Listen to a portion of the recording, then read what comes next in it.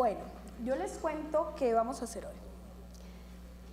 Quiero que se lleven 3 ideas para su casa y vamos a ver que apunten las 3 ideas para ver si al final logramos llevarlas.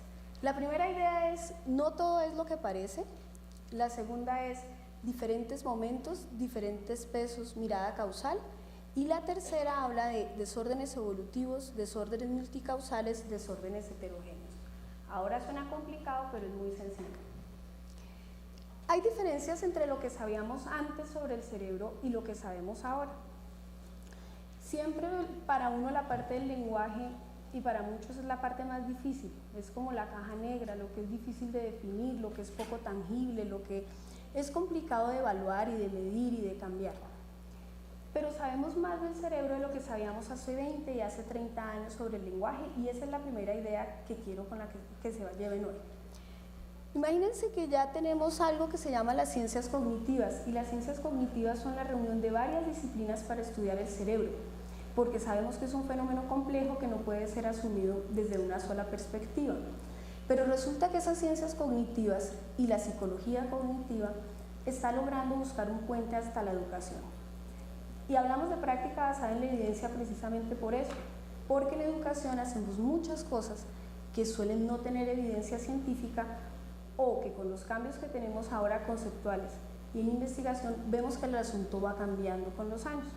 Y a veces nos quedamos con ideas fijas del pasado, y a veces el mundo cambia y no cambia la escuela. Entonces hoy lo que les voy a presentar son varios de los avances y de los hallazgos en investigación que pueden empezar a hacer que nuestras prácticas en el aula se modifiquen pensando en estas neurociencias. Sabemos más del cerebro, ¿por qué? Porque tenemos mejores formas de observación, tenemos estudios con neuroimagen que ya nos dan cierta resolución temporal, sabemos más o menos el cerebro cómo está procesando y sabemos más o menos en qué lugares se está procesando. Además, tenemos una mayor validez y confiabilidad de las pruebas diagnósticas que utilizamos. Por ejemplo, para evaluar el lenguaje tenemos, y yo creo que para evaluar casi que todo lo que tiene que ver con comportamiento, tenemos el problema de la validez y la confiabilidad de las pruebas. Muchas veces los que trabajamos en el lenguaje tenemos que evaluar con pruebas que son mexicanas, españolas, argentinas, pero no son pruebas diseñadas ni para el vocabulario de nuestros niños, ni para las variables socioculturales de nuestros niños, y muchos seguimos usando el Peabody con el anzuelo cuando un niño en Bogotá nunca ha visto un anzuelo. Y utilizamos el ITPA, y en el ITPA hay ítems de un rastrillo, y nuestros niños bogotanos, caleños, paisas, ¿cuándo han visto un rastrillo? Entonces los niños nos dan mal en las pruebas y decimos, uy, mire, este niño me dio el puntaje de tanto sobre tanto. Ahora ya estamos en un esfuerzo, y la Universidad Nacional está comprometida en eso, en tener y poder validar pruebas para evaluar el lenguaje, y ya estamos a punto de tener una prueba para evaluar el lenguaje de 8 a 30 meses, las escalas MacArthur, para evaluar el procesamiento fonológico, conciencia fonológica, que nos va como hasta los 12, y una prueba de narrativa.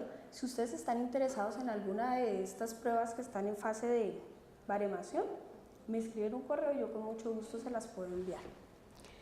Y tenemos ya un seguimiento a largo plazo de los niños con dificultades. Ya tenemos estudios longitudinales que pueden decirnos cómo es la evolución de un niño con dificultad, o qué pasa con un factor de riesgo identificado a temprana edad luego.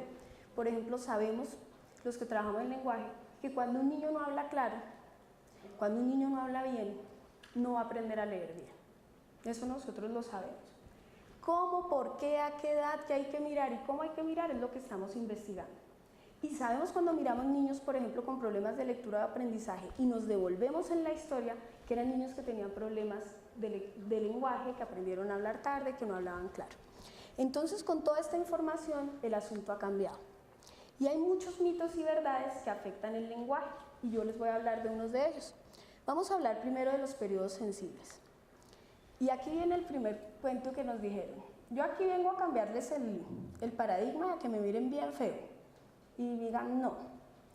Antes nos dijeron, mire, el mito de los 3 primeros años, hay que trabajar los 3 primeros años, la inversión tiene que ser en los 3 primeros años.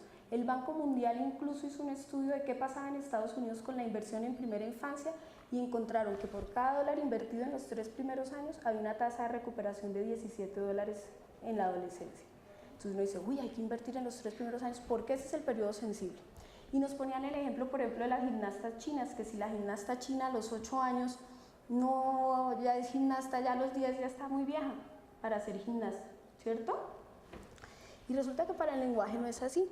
Resulta que los bebés humanos tienen muchas destrezas incluso antes de nacer. Los bebés ya escuchan, los bebés ya reconocen los contrastes de su lengua materna al nacer, la distinguen de otras lenguas. Y sabemos también que hay preferencias y sesgos evolutivos, por ejemplo, que los bebés están diseñados para escuchar la voz de su madre o están diseñados al nacer para reconocer caras humanas.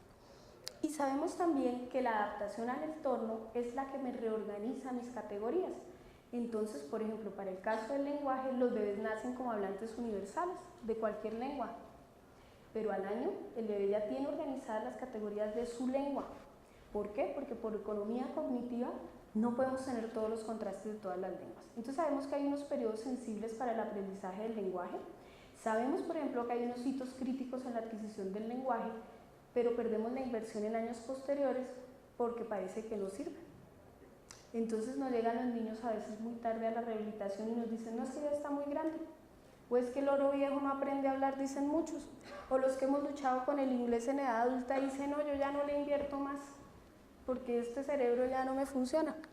Pero no, resulta que si bien es necesario recibir el input sensorial adecuado en los momentos adecuados, y cuando hablemos de input yo les voy a poner un ejemplo muy sencillo que pongo siempre, y es el caso de hacer una receta de cocina, por ejemplo un jugo de lulo.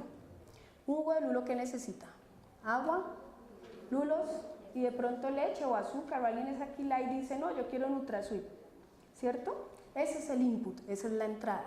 Hay un procesamiento que nos lo hace la licuadora y hay una salida o output que es un jugo de lulo, ¿cierto? Según la calidad de los ingredientes es la calidad del producto, ¿cierto? Y resulta que para el lenguaje es así. El lenguaje necesita un input, necesita una entrada adecuada y necesita una entrada adecuada en unos periodos adecuados. Entonces sabemos, por ejemplo, que el input o las entradas moldean el cerebro y hay cambios súper importantes que vienen de estudios, por ejemplo, en la corteza visual y en la corteza auditiva. Sabemos también que el input no debe ser tan complejo y entonces aquí viene todo lo que nos vendieron de la estimulación infantil, de la estimulación temprana. Entonces nos dijeron, los bebés pueden ver colores blanco, rojo y negro. Y el comercio inmediatamente sacó productos en blanco, rojo y negro y nos dijeron, esto es lo adecuado para los niños. Pues saben que no, resulta que el cerebro está diseñado para procesar todos los estímulos y entre más sencillo y transparente sea el estímulo, es más fácil para el cerebro poder construir representaciones. Entonces lo que necesitamos son estímulos básicos y naturales para ser procesados, como lo que les digo que pasa con el contacto, con la percepción visual. Ustedes han visto, por ejemplo, que ahora le venden a uno productos de video para estimular el lenguaje de los niños y le dicen a uno, incluso sale Xiaomi, vende, si Xiaomi está aquí que me salude, hola Xiaomi psicopedagoga vende productos en Pepe Ganga para mejorar el lenguaje de sus niños y resulta que las investigaciones dicen que usted no aprende a través de videos. Lo clave para aprender es el contacto humano. Usted no puede aprender palabras si no es a través del contacto humano y el contacto visual. Hay experimentos muy serios en los cuales usted le enseña una palabra a un niño y lo mira y el niño la aprende, pero si usted enseña otra palabra y no mira al niño, el niño no aprende la palabra. Entonces sabemos que podemos desarrollar habilidades después de los periodos sensibles y sabemos que hay unos periodos sensibles para el lenguaje. Es muy importante todo lo que tiene que ver con la fase del balbuceo y la variedad del balbuceo. Todos los niños balbucean, así tengan una deficiencia auditiva. ¿Y qué es lo importante del balbuceo? Que sea variado. Los bebés extraen claves importantes del lenguaje de acuerdo a la edad. Estamos primero diseñados para percibir todos los cambios de entonación y entonces nos dijeron, yo he tenido papás con niños con problemas del lenguaje que le dicen a uno, pero yo le hablo a mi niño como un adulto, yo no entiendo por qué él no habla bien. Y resulta que el problema es ese, la forma como hablamos nosotros a los bebés, entonando, alargando la vocal, haciendo frases sencillas, estamos regulando el input que ese cerebro puede procesar. Si yo le doy un input demasiado complejo, el niño no va a poder procesar porque él solo coge el cambio de ritmo. Luego de que coge el cambio de ritmo, empieza a extraer las claves de las palabras. Imagínense qué difícil es Si nada más cuando uno oye hablar en inglés, y si uno no habla bien inglés o francés o el idioma que sea, usted siente una que otra palabra y la reconoce, ¿no? Chin, chin, chin, chin. Y con esa palabra construye la representación. Entonces nuestros bebés se extraen a partir de esas claves de contornos prosódicos, de contornos de entonación, extraen las palabras. Y sabemos también que no deben pasar más de 6 meses desde la aparición de la primera palabra y las primeras frases. Luego ya les voy a explicar y les voy a dejar unos cuadros para que lo analicen. Sabemos también que hay ajustes y adaptaciones que favorecen el aprendizaje y sabemos que los aprendizajes se montan uno sobre otro y que si yo tengo un aprendizaje anterior que funciona, el aprendizaje que viene va a estar mejor diseñado. Y sabemos que hay ventanas de oportunidad y las ventanas de oportunidad nos dicen que son ventanas que se van cerrando y que hay aprendizajes que puedo hacer a unas edades y que cada vez me va a quedar un poquito más difícil. Pero ahí también hay otro mito, que es que las neuronas pueden alargar las ventanas de oportunidad porque lo que hace el cerebro es ajustarse a las demandas. Entonces imagínense la paradoja y el contrasentido. Invertimos en los primeros años y luego nos parece que no es tan importante. Entonces ustedes miran un aula de preescolar, es un aula que está llena de dibujos, de colores, de estímulos, de sonidos. Hoy los niños cometen algún delito en primero porque los salones en primero cambian. Y pasan al bachillerato y no sé qué otro delito cometen, pero en el bachillerato el asunto vuelve y cambia. Y tenemos ambientes menos enriquecidos. Entonces podemos tener unas ganancias súper buenas en los primeros años que pueden no sostenerse en las edades posteriores por problemas con las entradas sensoriales. Necesitamos ciertas experiencias a edades tempranas para que las áreas del cerebro se desarrollen de manera óptima. Pero acuérdense lo que les acabo de decir, no es mucho, no es mejor. Exceso no es mejor. Necesitamos lo que nuestros cerebros puedan regular.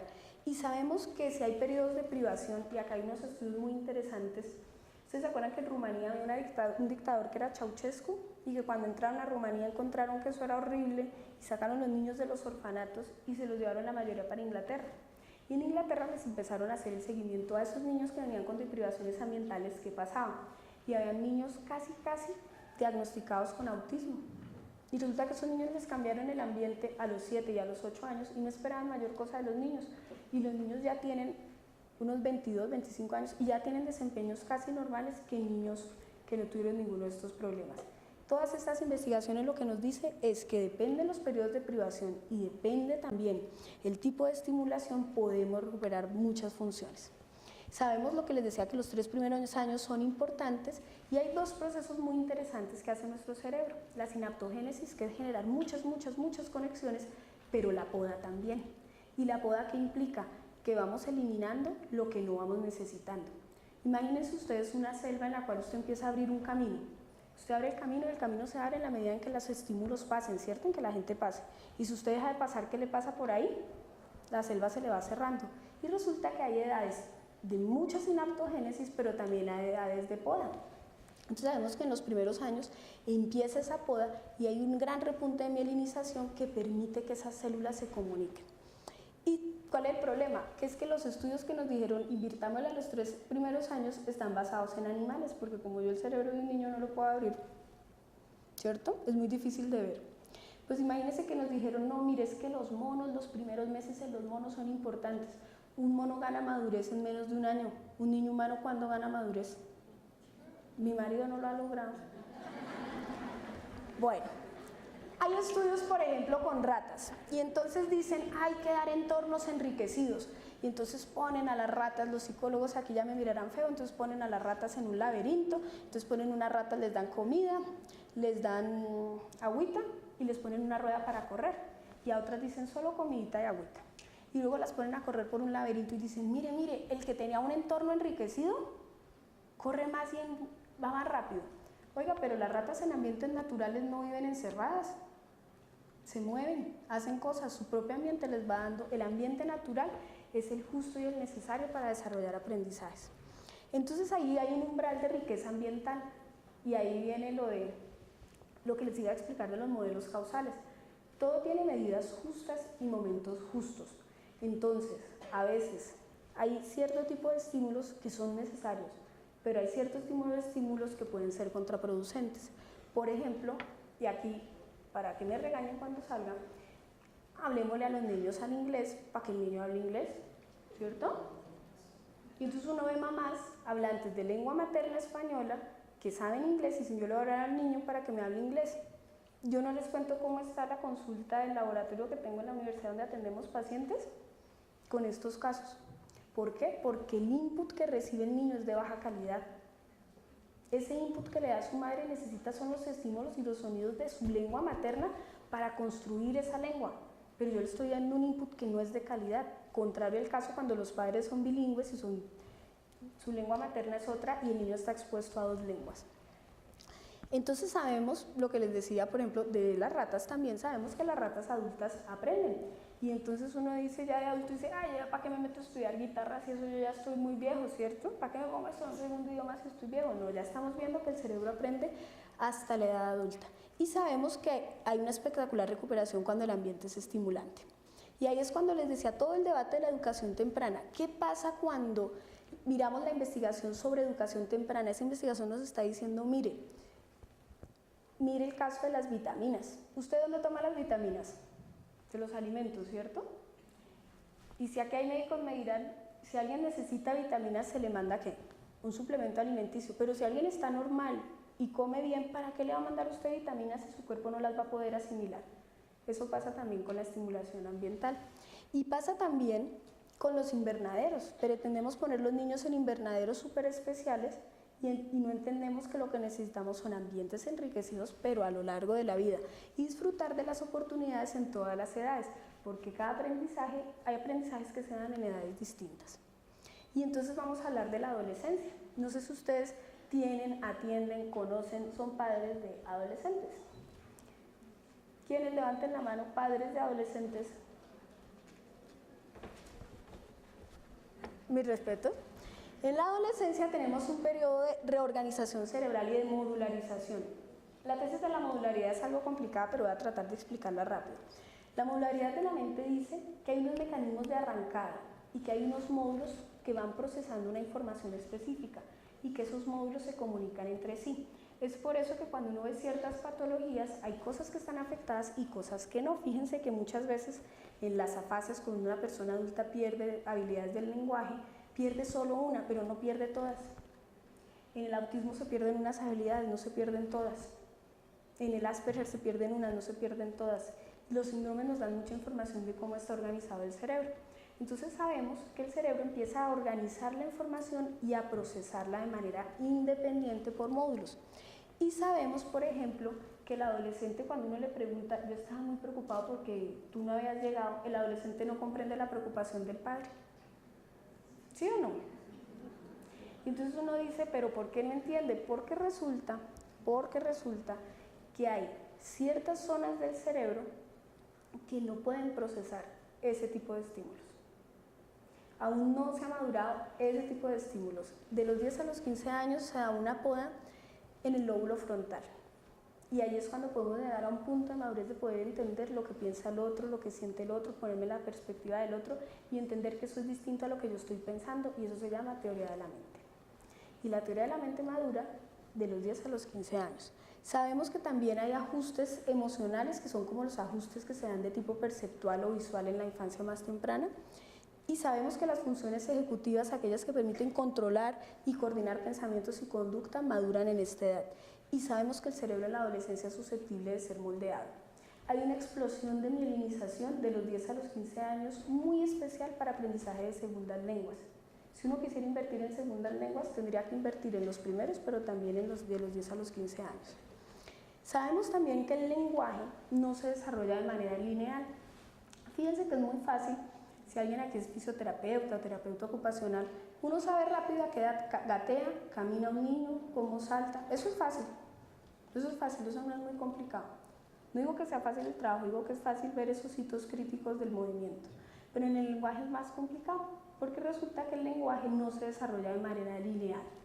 Y ya les voy a explicar. Y hay ciertas palabras que vamos a ir trabajando. La primera es la masa crítica. La masa crítica tiene que ver con que para que yo tenga un aprendizaje que arranque, debo tener ciertos recursos. La masa crítica para el lenguaje, por ejemplo, para que un niño genere frases, es de 50 palabras. Si un niño no tiene 50 palabras a nivel productivo de vocabulario, es muy difícil que pueda construir frases. Entonces miren las implicaciones para la rehabilitación y para la educación. Si un niño me habla con una sola palabra, tiene más de un año, año y medio, 2 años, habla solo con una palabra, y yo quiero que haga frases, yo no me pongo a trabajar las frases, yo me pongo a trabajar el vocabulario porque necesito generar esa masa crítica para vocabulario. En el caso de la lectura sabemos que hay ciertos aprendizajes que tenemos que tener antes de llegar a la lectura. Sabemos que hay cierta masa crítica para que un niño lea. Entonces esa masa crítica nos dice también que si yo quiero producir esas 50 palabras necesito comprender aproximadamente 400 palabras. Y sabemos que hay unos periodos sensibles y hay un periodo que se llama explosión léxica que va de los 12 a los 18 meses aproximadamente, en el cual un niño está aprendiendo cada día aprende 150 a 200 palabras a nivel comprensivo. ¿Usted se imagina una otitis en esa edad? Cuando usted tiene una otitis en la cual usted oye lejos, no oye bien, ¿usted se imagina qué pasa si en esa edad usted, en lugar de estar en un ambiente, lo que les decía, estos ambientes normales, usted es un ambiente donde le hablan a usted poco, donde hay poco o pobre contacto visual? Y ahí viene el segundo término que se llama el bootstrapping. El bootstrapping es algo simple y es la arrancada. Teníamos una masa crítica, ¿cierto? Y ya cuando tengo esa masa crítica, arranca el aprendizaje. Ese es el bootstrapping. El bootstrapping implica montar unas habilidades sobre otras. En el lenguaje, las primeras habilidades que se montan son las de los sonidos, son las fonológicas. A partir de esos sonidos, monto las palabras, monto el léxico. Y cuando tengo el léxico, que eran mis 50 palabras, arranco a montar las frases. Y ahí tengo la sintaxis y la morfología. Y ahí, estos periodos de explosión léxica que les decía, son súper importantes, porque en ese periodo es cuando yo ya puedo empezar a configurar en mi mente lo que pasa en el ambiente. Y hay fenómenos que nos muestran esto, y el fenómeno más claro es la gramaticalización. Y esto suena complicado. ¿Es cierto que a uno no le gustaban las clases de lenguaje, los fonos, las clases de lingüística? Arborice la oración, el sintagma, el determinante, el complemento, el argumento. Eso es harto, pero es súper a nivel diagnóstico, porque la gramaticalización implica representar la acción. La palabra clave en lenguaje es el verbo. Fíjese que usted dice agua, por ejemplo. ¿Usted qué cosas puede decir del agua? ¿Qué es fría, qué es caliente, qué es dulce, qué es salada? No más. Pero si usted dice quiero, que es un verbo, usted puede decir quiero agua, quiero jugo, quiero pan, no quiero. El verbo es el imán de la oración, el verbo es el imán del lenguaje, pero para producir un verbo, un niño tiene que poder representar en su mente una acción. Entonces, ¿qué sucede? Que si no aparece la gramaticalización, si no aparecen esos verbos, si no aparece la expresión del pasado, del futuro, yo ya empiezo a sospechar problemas del lenguaje. Y viene un tercer debate, que es el viejo debate de qué tanto es innato y qué tanto es adquirido.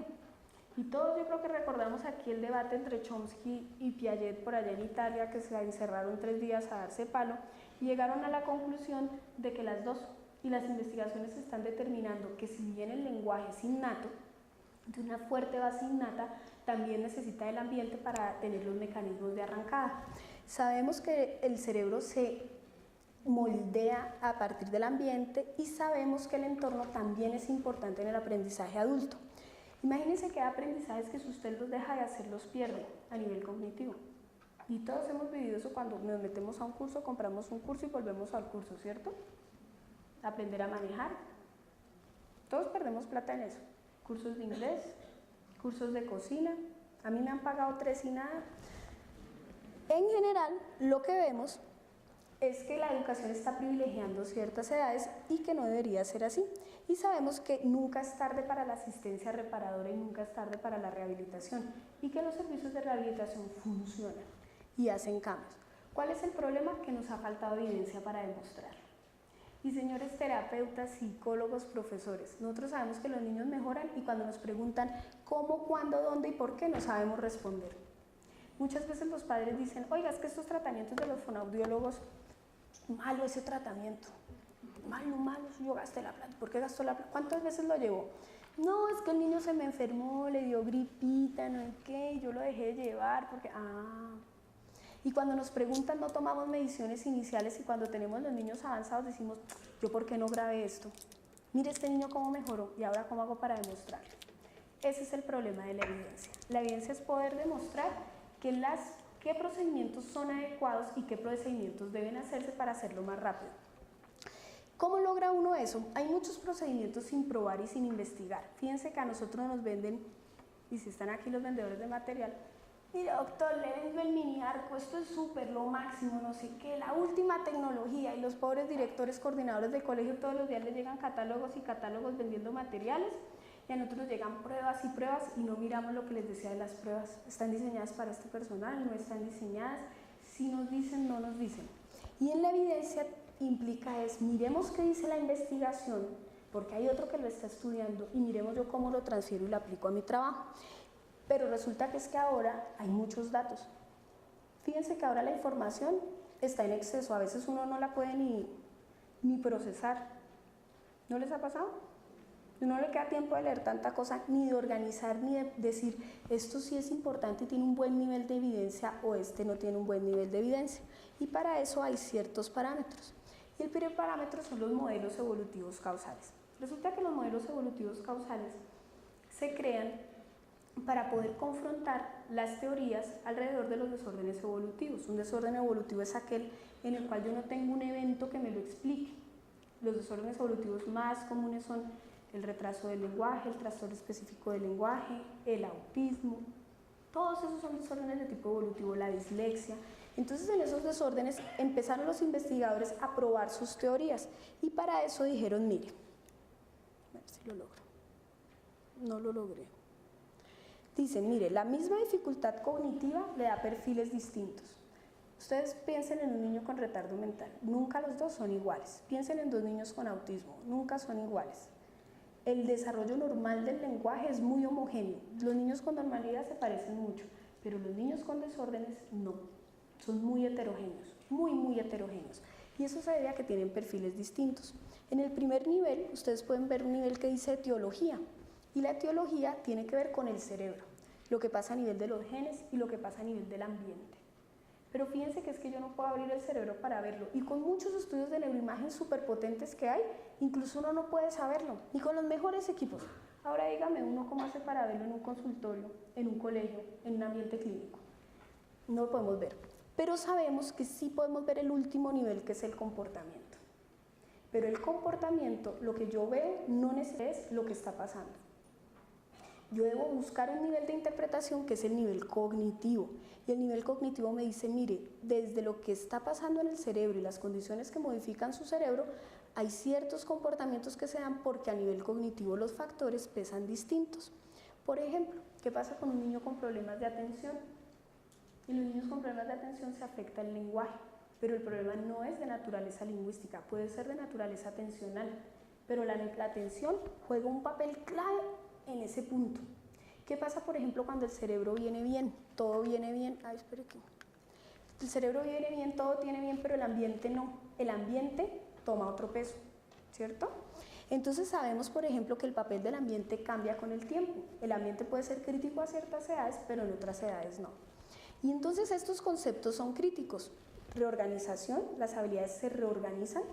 El segundo es la masa crítica, que ya les dije que es lo que uno necesita para generar un nuevo aprendizaje. El bootstrapping, necesito una masa crítica para que arranque otro aprendizaje y un aprendizaje se monta sobre otro. Las discontinuidades, fíjense que hay momentos en el lenguaje de explosión en que el lenguaje se dispara y hay momentos en que el lenguaje se estanca y se estabiliza y hay momentos que el lenguaje vuelve y repunta.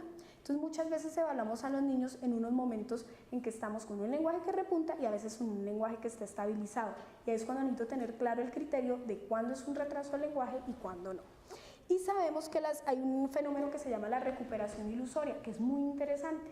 Imagínense que hay un estudio de Maggie Snowling, que es de las personas que más investiga lectura, y ella identificó un grupo de 250 niños desde que tenían 3 años y los ha seguido a lo largo del tiempo. Más o menos la mitad de esos niños tenían problemas del lenguaje y ella los ha evaluado y esos niños ya tienen 19 años. Cuando los miró a los 3 años, eran súper distintos los que tenían problemas del lenguaje y los controles. Cuando tenían 12 años, parecía que ya los que tenían retrasos, con su rehabilitación se habían estabilizado y todo estaba normal. Los miraron a los 18, los perfiles eran distintos.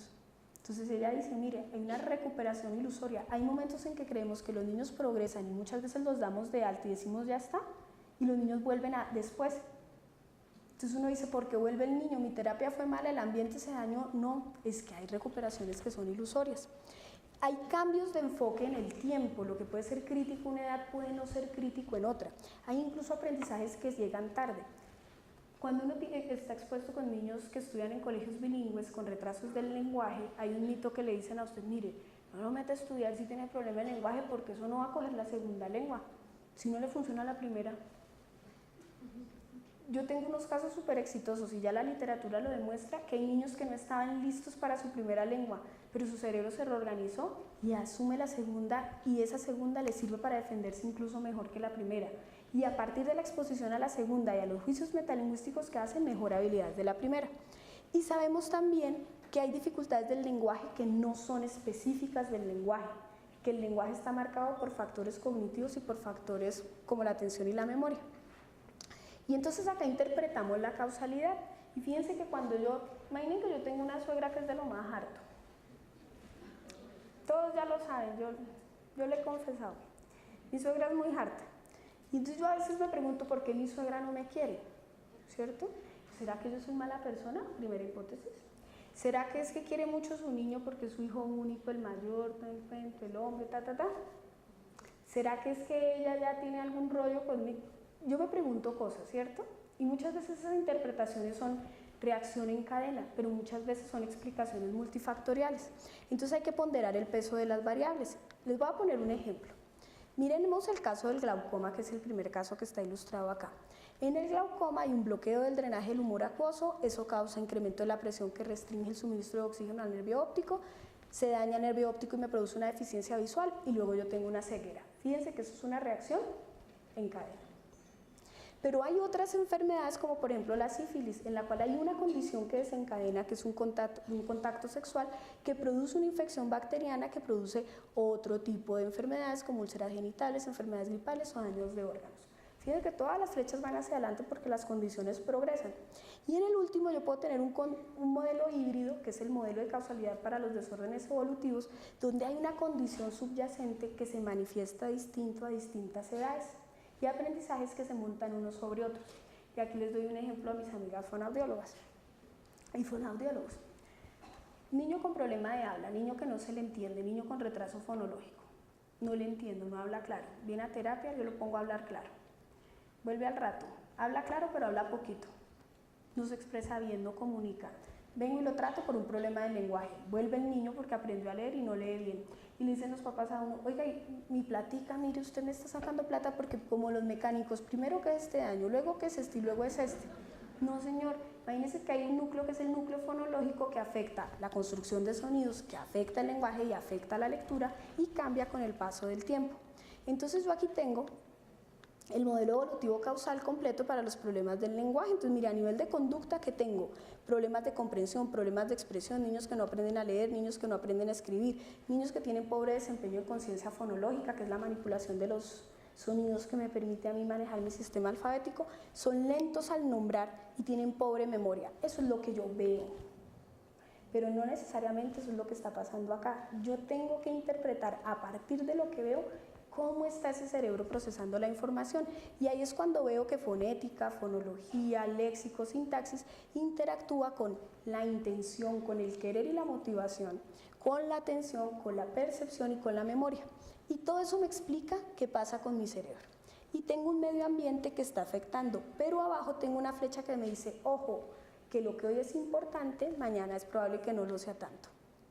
Y entonces este esquema nos ayuda a organizar qué cosas, qué evaluar, cómo evaluar, qué intervenir, cómo intervenir. Oiga, ¿cuál es el rol del maestro en este tipo de problemas del lenguaje? Cuando el maestro, oiga, qué casualidad, el terapeuta con el niño más juicioso, ¿cuántas horas está a la semana con el niño? Digamos que está muy juicioso, 5 horas.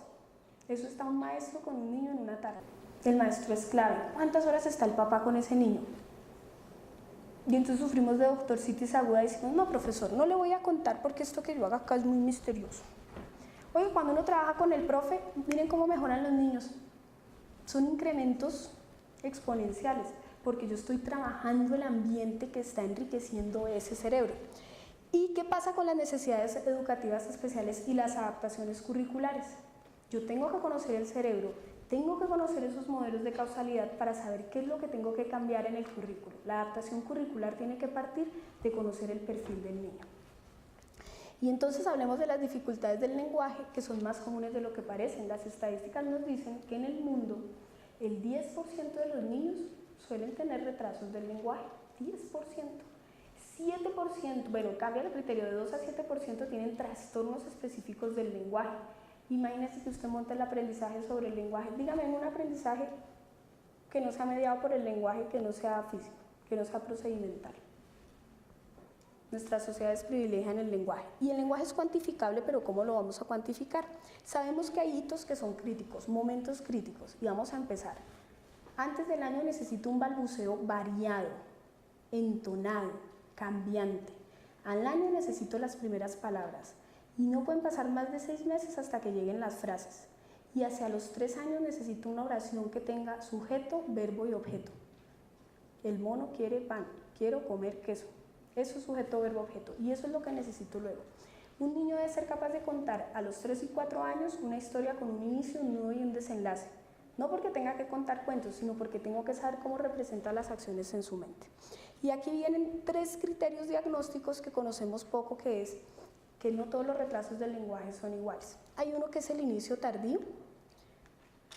Se los voy a mostrar acá en gráficas. El desarrollo normal es el que va en negrito. El niño arranca, mejora su lenguaje. En el inicio tardío, ¿qué pasa? El niño arranca a hablar, pero más tarde, y muchas veces es por cuestiones ambientales. Y es el niño que uno recomienda, métalo al jardín. Vaya que juegue con otros niños. Hola, el niño mejora. Dicen, ya pasó, listo, no pasó nada. Hay inicios que se consolidan, hay niños que están retrasados en el lenguaje, que si yo lo comparo con un lenguaje de un niño de menor edad, ese es el lenguaje. Pero es que hay un trastorno específico del lenguaje que es de base genética, ya el gen está aislado, se llama FOXP2. Lo que les digo, 5 a 7% de la población tiene trastorno específico del lenguaje y muchas veces es de contenido gramatical. Entonces, miren, por ejemplo, mientras en el inicio tardío hay un retraso de 6 a 12 meses, en el retraso es de 12 y en el trastorno es de más de 18. El perfil evolutivo, si cambio las condiciones, los inicios se estabilizan. El retraso del lenguaje hacia los 3 años poco a poco evolucionan, pero el trastorno específico tiene un perfil muy desviado. Hay muchos errores y muchas omisiones. Cuando ustedes no le entiendan a un niño algo porque le falten palabras, ahí tienen que empezarse a preocupar. Estos son ya los indicadores, no los voy a profundizar. Ese es el lenguaje. Imaginen el problema del lenguaje. Ahora imaginen el problema de la lectura. Y entonces nos dijeron, el problema de la lectura es de naturaleza visual, nos dijeron hace 20 años, nos hacían hacer ejercicios de lateralidad, había gente que viajaba con el Frostic en el bolsillo, ¿me acuerdan? No viajaba con el BMI, con el Frostic, con todas las visuales en el bolsillo para trabajar la lectura, y pues resulta que la investigación ha encontrado que el problema de la lectura es un núcleo fonológico y un núcleo lingüístico y no un núcleo visual. ¿Y por qué funciona eso? Ahí hay una paradoja con el caso de la lectura y es que hay predictores tempranos que nosotros, por ejemplo, en el grupo de investigación neurociencias hemos visto, hay predictores tempranos de éxito o fracaso en lectura. Y esos predictores tempranos están relacionados con el tema del montaje de esos sonidos, con el reconocimiento del nombre y del sonido de las letras. En español no podemos transferir la misma evidencia que en el inglés. Fíjense que el inglés es opaco. Lo que yo veo no es necesariamente lo que yo pronuncio, no es lo que está escrito. En español es más cercano, salvo algunas diferencias como la S, la C, la G, la Q. Pero digamos que esa transparencia de nuestro lenguaje hace que no podamos transferir lo que pasa en inglés a lo que pasa en español. Y que las estrategias que tengamos que usar para trabajar la lectura son distintas. Sabemos que hay marcadores genéticos para el caso de la lectura. Sabemos que si yo puedo prevenir y promover la lectura inicial en los niños y que sean ambientes ricos en alfabetismo, el niño leerá mejor, pero si tampoco existe no quiere decir que el niño lo vaya a hacer peor. Y sabemos que el método natural o el método global es artificial. Y aquí voy a salir de hinchada. El método global, la investigación ya demostró que no funciona para los niños con problemas del lenguaje. Los niños aprenden a leer independientemente del método que usted utilice. Ustedes aprendieron a leer con Nacho, con Coquito. Con cualquier método uno aprende a leer. Aprenden a leer los adultos. Pero los niños con problemas del lenguaje necesitan estrategias distintas y el método global es fatal para los niños con problemas del lenguaje. ¿Por qué? Porque un niño necesita saber los sonidos, representación, sonido, letra y aprender a combinarlos para leer rápido. Yo le estoy exigiendo a un niño por encima de unas habilidades con las que yo no puedo. Y si tengo un niño con un perfil disléxico, aún peor. Y entonces tenemos lo que les decía, el problema luego con los bilingües. ¿Qué pasa cuando un bilingüe está aprendiendo a leer y tiene problema de lectura? ¿Cuál es la estrategia? La estrategia no puede ser la misma que utilizo con un monolingüe. Y hay otros problemas que me afectan causalmente, por ejemplo, el retraso de habla. En el retraso de habla, los niños no hablan claro, y es el niño que pronuncia taede, cadito, pedito, ¿sí? ¿Ustedes no han notado que las confusiones de la R siempre son con la L y la D? Porque la L y la D en rango de frecuencias están muy cerca. Y el problema del niño no es muchas veces que tenga, bueno, si hay casos, que el frenillo de la lengua, que es hipotónico, pero la mayoría de los problemas fonológicos están en el montaje y representación de los sonidos. Hasta dónde llega un sonido y dónde empieza el otro. Vuelvo al ejemplo de los chinos, que ya lo ha puesto en el taller. En el chino la R y la L son el mismo contraste, el mismo sonido. Para nosotros son contrastes distintos. Si yo les digo, miren alrededor el amarillo, busquen amarillo alrededor suyo. Busquen amarillos, colores amarillos. Ustedes saben que hay amarillos más chillones, amarillos más opacos, ¿cierto? Pero usted sabe hasta dónde le entra la categoría amarillo. Lo mismo pasa con los sonidos.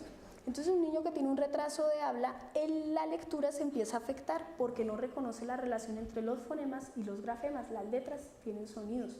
Porque dos sonidos que pueden ser parecidos se confunden. Porque auditivamente las palabras muy largas o estructuras muy complejas no las alcanzan a montar y a percibir. Cuando tengan un niño con un problema de habla, fíjense si lo que cambia es una palabra completa y un sonido que cambia, o si la palabra se recorta o se simplifica. Esos son los problemas graves de habla. Y en los problemas de lectura, sabemos que el lenguaje sustenta la lectura. Este modelo es de Perfetti, que es otro de los expertos en lectura, y el modelo me permite decir dónde puede estar un problema de lectura. Entonces yo sé que hay una entrada visual, que convierto unidades fonológicas ortográficas, que luego identifico la palabra y luego hago los procesos de comprensión. ¿Y qué pasa cuando uno dedica mucho recurso a leer y a no entender y a cometer muchos errores? Le estoy quitando recursos a poder comprender lo que leo. Muchas veces los problemas de comprensión no son necesariamente problemas del lenguaje, sino problemas de capacidad. Resulta que los padres dicen, yo soy terapeuta, ¿yo para qué voy a gastar plata en fonoaudiólogos? Yo le voy a enseñar al niño a leer y voy a mejorar sus problemas de lectura, y se van para la Panamericana y le compran un libro. Lea, mijito, lea media hora al día para que se mejore. Y digo, eso es como si usted tiene un carro dañado y en lugar de llevarlo al mecánico lo pone a andar por toda Bogotá a ver si se mejora. La lectura hay que desmontarla, reorganizarla, sacar la pieza que no funciona, usted la arregla. Hombre, que el niño tiene muchos errores con la lectura de palabras, busque qué tipo de palabras son largas o son cortas, qué tipo de estructura silábica es consonante vocal o vocal consonante la que le cuesta trabajo. Cuando agilice esa fluidez, póngala a leer frases sencillas, no lo mande de una vez a un texto porque usted ya le está pidiendo mucho. Imagine que uno aprende a bailar y le toca el mosaico. Hay esos mosaicos que son como 5 canciones con un mal parejo, y eso fijo le pasa uno con el mal parejo, nunca con el que le gusta, con el mal parejo sí. Si usted le toca con el mal parejo y le toca el mosaico de las 5 canciones, imagine que a usted no le gusta leer, le cuesta trabajo leer y le ponen un texto de una página. ¿Ustedes no han notado que los niños cuando los ponen a leer lo primero que hacen es que cuentan? Entonces yo le estoy exigiendo por encima de sus habilidades. Imagínense una piscina, usted tiene que cruzar una piscina de 50 metros, ¿es igual que cruzar una de 25? No, usted cruza la 25 y coge un impulsito y se regresa. Eso es lo que hay que hacer en la lectura. La lectura hay que distinguir si el problema es de decodificación, si es de traducir lo que está escrito a sonidos, si es de capacidad, si es que no tengo atención o no tengo mayor memoria para responder, o si son problemas de inferencia. Imagínense que la primera causa de problemas de comprensión de lectura es que los niños no generan imágenes mentales de lo que leen. Y entonces usted, por ejemplo, se lee un libro y se lee, por ejemplo, Harry Potter y va y ve la película y dice, no, esto no era así. Yo me lo imaginé distinto, el personaje, Nuestros niños con problemas de comprensión no se imaginan imágenes ni representaciones mentales. Y ahí el problema no es ni de método ni de nada, es un problema de lenguaje y de interacción. Y hay varios modelos que nos dicen cómo cambia la dificultad de lectura con el tiempo. Aquí en la primera columna tenemos edad y grado, la K es kinder. Por ejemplo, sabemos que un niño a los 6 años está en primero y sabemos que puede tener un problema en ese sistema fonológico del montaje y las categorías de los sonidos, y eso impide que reconozca las palabras de manera ágil, y eso con el tiempo va a producir que no comprenda. Pero también tengo niños que además de que tiene ese sistema fonológico que no funciona, el resto del lenguaje tampoco funciona, y por eso no funciona la comprensión. Y entonces después del problema viene la pregunta, ¿y ahora qué hago? ¿Cierto? ¿Qué podemos hacer en el caso de la lectura? Lo primero es reconocer el factor de la motivación. La motivación es uno de los principales predictores de éxito o fracaso en la lectura. Y en esa motivación tenemos que hacer que el aprendizaje sea gratificante. Entonces el aprendizaje no es gratificante cuando el aprendizaje para mí es costoso y trabajoso. Tenemos que buscar el diagnóstico precoz. ¿Por qué? Porque si identifico a los niños temprano y los trato temprano, evito todas las sensaciones negativas y conceptos negativos alrededor de la lectura. Imagínese que a usted no le gusta bailar, pisa al parejo, ¿cierto? Y le toca ir a fiestas todos los viernes. Pero imagínese que usted no sabe leer, no entiende lo que le están diciendo. Imagínese como si usted se fuera ahorita y le hablaran en chino, o en francés, o en inglés. Usted entiende un poquito, pero usted no la está cogiendo toda. Ese es el niño en el aula con problemas del lenguaje. Y acá es súper importante la mediación fonológica, todo lo que tiene que ver con juegos sonoros y juegos del lenguaje. Trabajar el principio alfabético, que hay conexiones entre las letras y los sonidos. Otro problema común en los problemas del lenguaje es el problema del léxico, y creemos que el vocabulario es como un almacén donde uno echa y echa y echa palabras. Yo le digo a mis estudiantes, ¿cuál es el objetivo de la terapia de hoy? Y mis estudiantes me dicen, profesora, aumentar el vocabulario. ¿Y usted cómo hace eso? Yo le leo unas palabras y le muestro unos dibujitos. Digo, ¿y las palabras están conectadas? Las redes semánticas, una palabra activa a otra, busca a otra, busca a otra. Fíjense que yo ahorita les digo, pongo otro ejemplo que pongo siempre, piensen en Brad Pitt. ¿Y uno en qué piensa? Dice Brad Pitt, papito, lindo, hermoso, Angelina Jolie, Jennifer Aniston. Usted hace una red de significados. Yo ahora les digo caldo de costilla, ustedes dicen, uy, rico, huevos pericos, tengo hambre, oiga, no desayuné, que voy a almorzar. Usted conecta conceptos. Pero si usted no logra eso con los niños, ¿y qué pasa con la escritura? Con la escritura el problema es que calificamos el resultado, pero no calificamos el proceso. Y llenamos todo de rojo y no miramos qué pasa mientras el niño hace la tarea. Eso es como si yo hago un almuerzo y yo me esfuerzo mucho y me queda feo, y me califican porque me quedo feo y no califican mi esfuerzo, pues yo no vuelvo a hacer almuerzo. ¿Qué hago en el caso de la escritura? Mire, ¿cuál es el propósito de la escritura? La reflexión antes, durante y después, la retroalimentación. La escritura es el método más efectivo para mejorar el desempeño cognitivo de una persona, para que la persona se pregunte y mejore sus juicios metalingüísticos. Y hay que considerar que la escritura es una habilidad cognitiva lingüística compleja que no se puede reducir a copiar y no se puede reducir al dictado, pero tampoco implica que copiar y dictar no sean importantes. El dictado es súper importante, porque retener material en mi memoria para luego poderlo reproducir. La copia es importante también en algún momento, porque implica que estoy liberando recursos de procesamiento. Solo estoy pensando en que me quede bonito, aquí no estoy pensando en significado. Entonces hay que sincronizar habilidades de alto y de bajo nivel.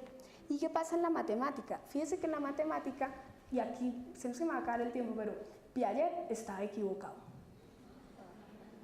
Imaginen que Piaget en el test de conservación de número decía, haga una filita aquí y si la hace alargadita, con los mismos elementos y esta cortica, el niño le va a decir que la que tiene más elementos, la que es más larga tiene más elementos. Hicieron un experimento y en lugar de fichitas le pusieron a los niños M&M's, dulcecitos, y los niños sabían desde los 3 años dónde habían más. Los bebés saben incluso sumar y tienen conceptos numéricos desde que nacen.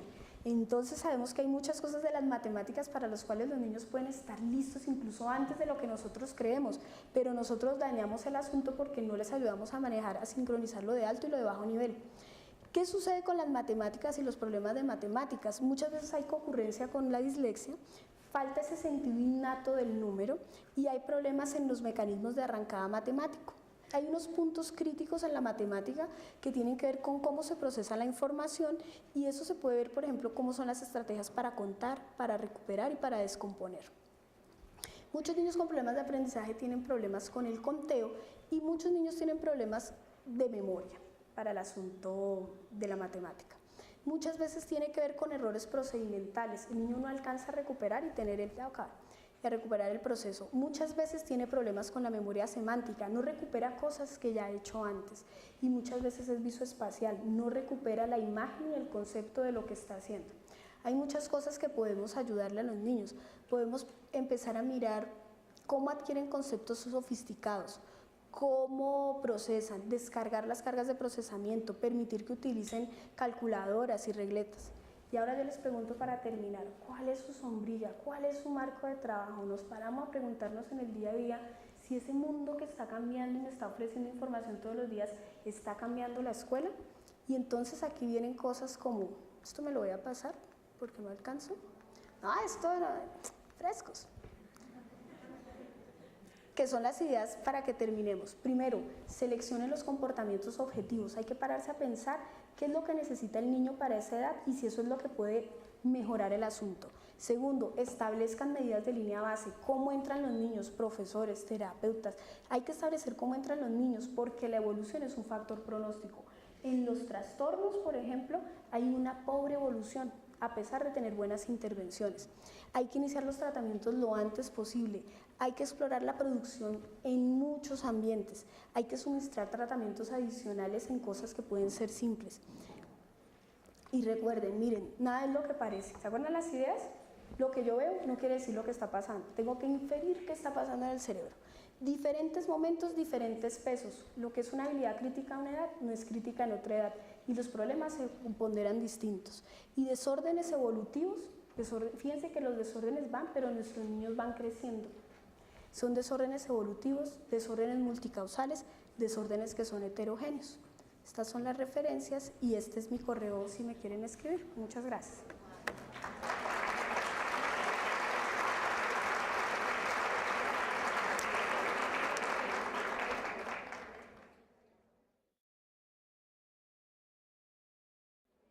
¿Preguntas? Sí, el doctor, bueno, si la doctora puede, de una vez entonces podemos pues comenzar sí, con las preguntas de una vez. Sí. Listo, doctor. Gracias. Si tienen alguna pregunta.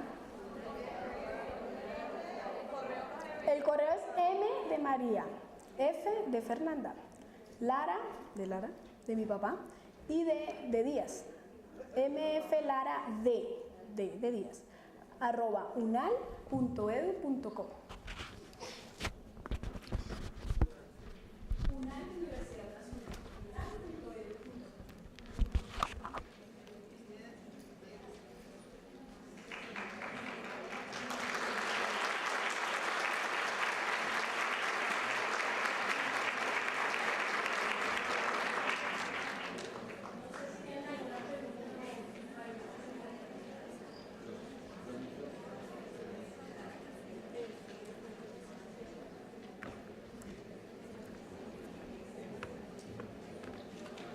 Perdón, las niñas de los micrófonos están por allí.